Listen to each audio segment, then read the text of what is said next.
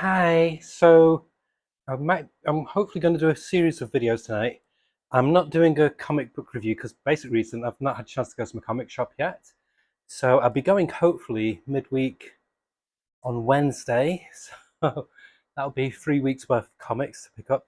God, so it's going to be a massive mammoth review when I do one. Basic reason being, tomorrow I live basically in the middle of Manchester and a town called Bury. And in Bury tomorrow, there's going to be a Bury Comic Con. It's free. And what they do, unlike most Comic Cons where it's contained inside a building, they spread it out across the whole town.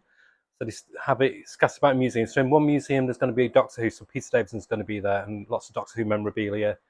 In the Bury Art Gallery, there's going to be the comic book creators section with a workshop and everything like that. And there's going to be Jurassic Park bits, Transformers bits, film cars, etc., and props. And then traipsing all the way through the town centre shopping area, there's going to be all these stalls set out that snake all the way around with all like geeky shops, like comic shops and memorabilia and stuff like that. So I'm looking forward to that. Like I said, it's free as well, so no cost for admission because it's in the town itself. So that was a waffle. So the first video I'm going to do is a highly recommended read. One sec, I'm going to get the first book. Fence myself in.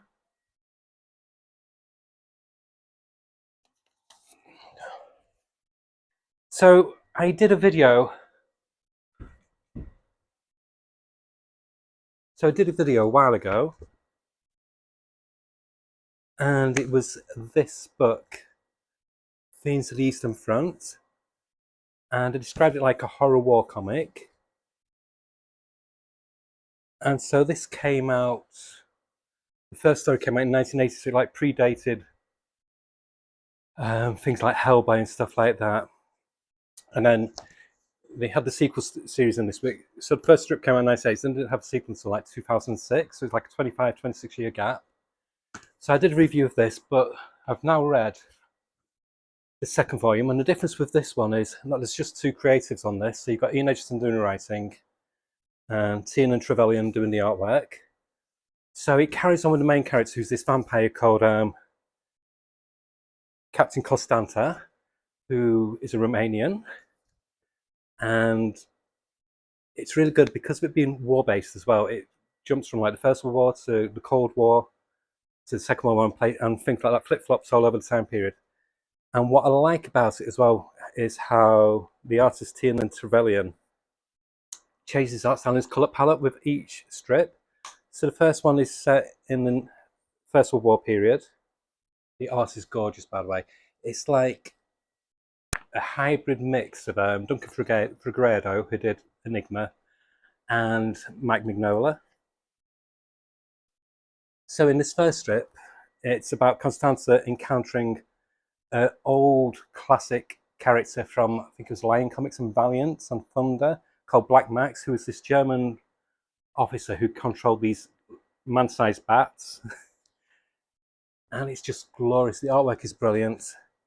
And the story is good. If you're a fan of Hellboy, it'll be right up your street, or Weird War Tales and stuff like that. And it doesn't skimp on the gore as well.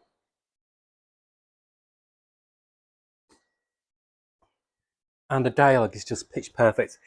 It's got like, it's ear to the earpiece of the old Hammer films with modern sensibility. So this is great. So our hero basically is the villain. He's the vampire. But there's people who are worse than him. So like he's fighting Black Max, who controls these man bats. And it's just a great standoff. Things don't go the way you expect them to. What I like about 2000 AD strips is they don't play it safe. You can never tell what's going to happen. And I like how they're just using like grey tones for this strip. And the art, even though it's just black and white, the art really, really pops. So, like I said, this first story, which is quite a chunky one, it's set in the First World War period. Very satisfactory conclusion. It leaves it open-ended so the big Black Max can reappear again. And the next strip is my personal favourite because this is really takes up that much of the book. So it's quite a big strip. And this one's called Constanta. and this delves into the history of our main protagonist and guest antagonist as well. So it goes into his history, but it starts off with this guy asking about him, and this is a pilot who was left alive by him in the First World War, but it left him quite a lot of personal baggage as well because of the encounter. I don't want to elaborate too much what happened between the two of them. So it delves quite heavily into his history with really nice colour artwork, as you can see. A lot of similarities with Vlad so far. You think, oh, it's like Vlad the Impaler or Dracula, whatever they call it. But then it incorporates lots of other mythology as well from all different regions. So like these giant wolves, they can speak to animals, and there's Baba Yaga and other characters like this. So the folklore aspect really becomes prevalent, again like Hellboy, but really, really cool. And so it shows how he's raised. So basically, his family gets decimated by his brother, by his older brother, who's just full of jealousy. She just kills his mother and father, and he thinks he's killed them all. But the mum manages just to escape with the last few gasps of her life to save the baby, who gets raised by these magical wolves. And this grows up to be Constanza. And so it goes even deeper into depth. So he's raised by these wolves, but then he's got to find his purpose because he's neither man nor beast. And so he encounters this seven-headed dragon who puts him up to this challenge. I read this all today. I read it in a matter of hours. I just devoured it. It's really, really good. And so it moves on to when he's a young man, where he ends up with this band of mercenaries who are like this mythological band of mercenaries. One of them's this orc who becomes like his adopted father.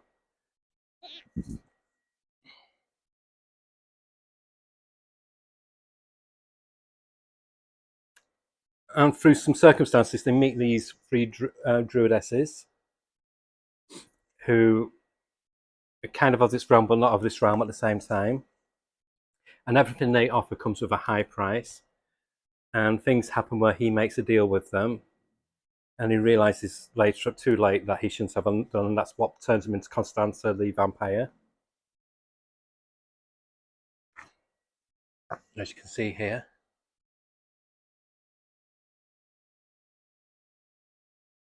Really good transformation. It just shows. So he gets his revenge, and I won't say how he gets his revenge against Riven, but that has a blowback against him as well with the actions that he took against them.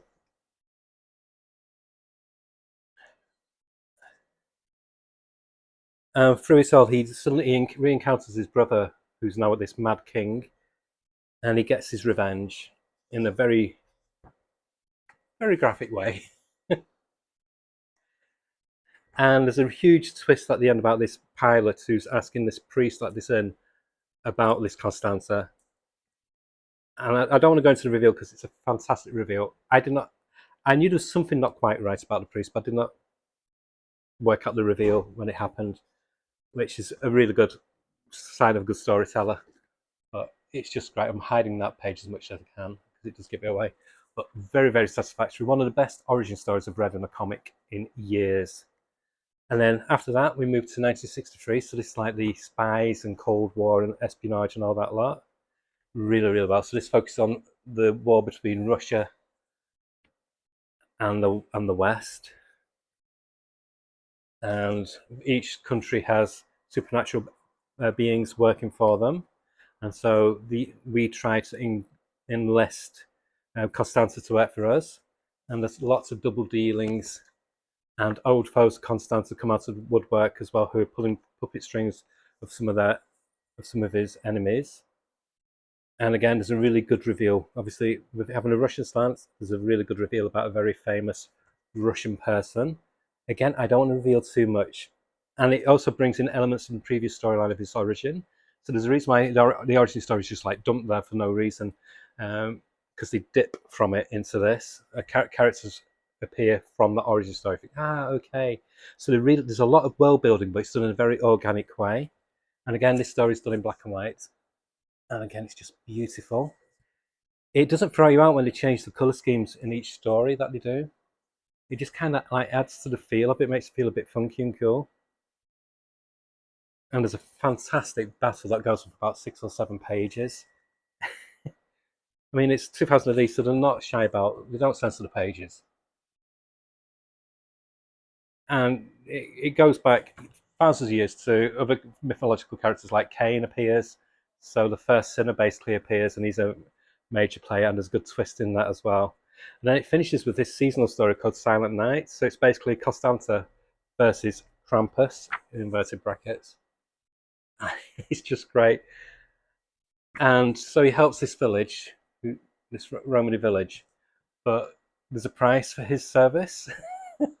So it's in the end they ask the devil to defeat another devil, and there's still consequences.